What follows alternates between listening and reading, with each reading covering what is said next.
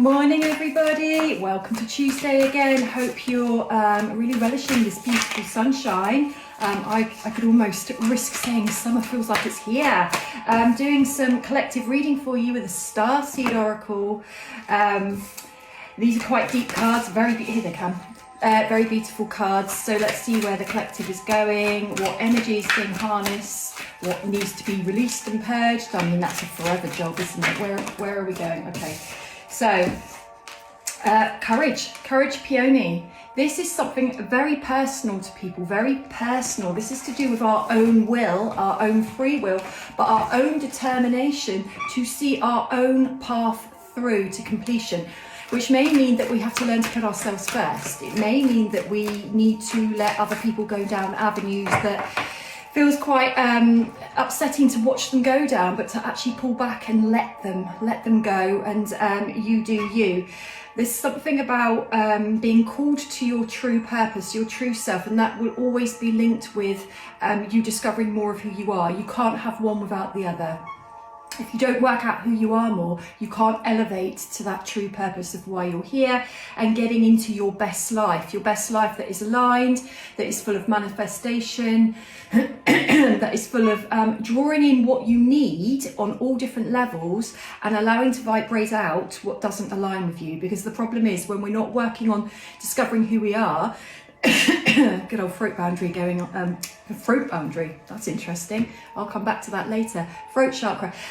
We will be drawing in things for us that is not aligned with us, and we'll be attaching to it. So this is actually about letting everything go so that your true self can unfold, and the life that you were born and destined to live can unfold in a flowing way. Doesn't mean you don't get obstacles and challenges, but it means that everything is happening as it should, rather than maybe how you're imposing upon you feel it should be going for you, because maybe there's a lack of acceptance about life.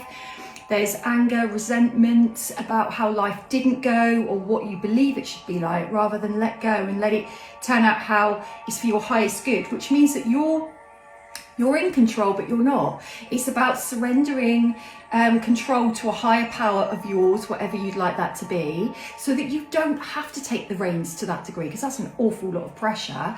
Allow help in. How much do you allow yourself to receive? So cracked open, if you don't allow yourself to receive from the divine or those around you, or if you don't let people in, if you won't ask for support, if you're overly independent, you're pushing away everything that could be yours. Because we do need community, we need others in order to help us thrive and grow, but also something to reflect off.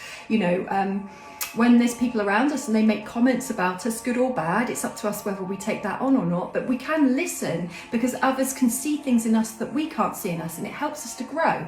But we also need to have time on our own as well. That's another one where people really struggle to have time on their own. They need other people. Needing other people is very different from wanting other people. If there's a need, there's something we've missed in ourselves. If there's a want, that's something that's accelerating. If there's a need, often we're in some form of loneliness if we're on our own, but truly in our own courage and our own free will, in our own connection to self, that loneliness would be very, very diminished. So loneliness is always associated with I'm not actually fully connected with myself. So we look to others, but that's not always the best way.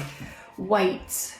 What do we need to wait for? I suppose that patience thing, I get it. I've had impatience terribly, but when we want to get over there and we miss the growth of the journey, we're missing the point, because there, in some respect, never really comes. I don't know if you've ever found, I'm certainly guilty of this, go and do lots of things, and then as soon as you achieve that outcome, suddenly it's not, you're looking to the next thing almost. Life can be addictive, doing can be addictive, but it's relishing what we learn in between the start and the destination. That huge wealth of experience is phenomenal, and it must never be undermined, but it's easy to sort of just skim over it and off we go.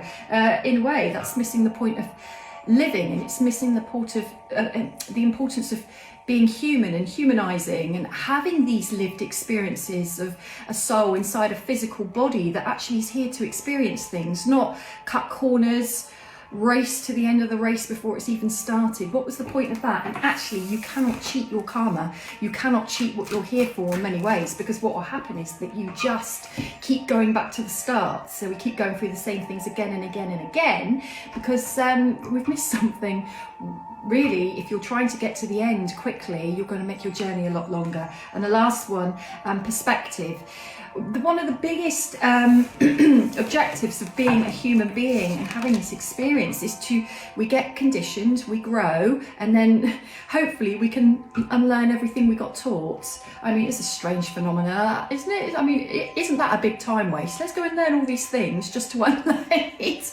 But for whatever reason that is, which is beyond what I would understand at this point in my growth, that's the way we do it.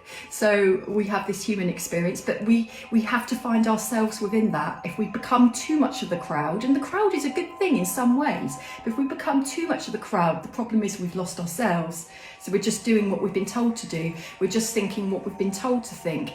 We're just showing up where we're expected. And actually, where is our flavour of us in that? We become robots, and the scary thing is we don't even realise.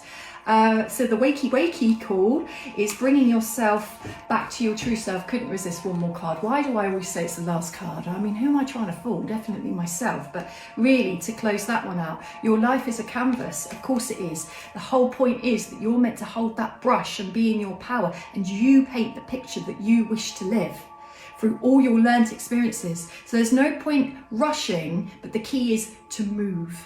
And there's a difference. Stagnation, rushing, disasters. That gentle flow in the middle that just feels right because it is, because you're not controlling life. You're stepping back, observing and joining in. And that's where you flourish. Have an amazing Tuesday, everybody. Take care.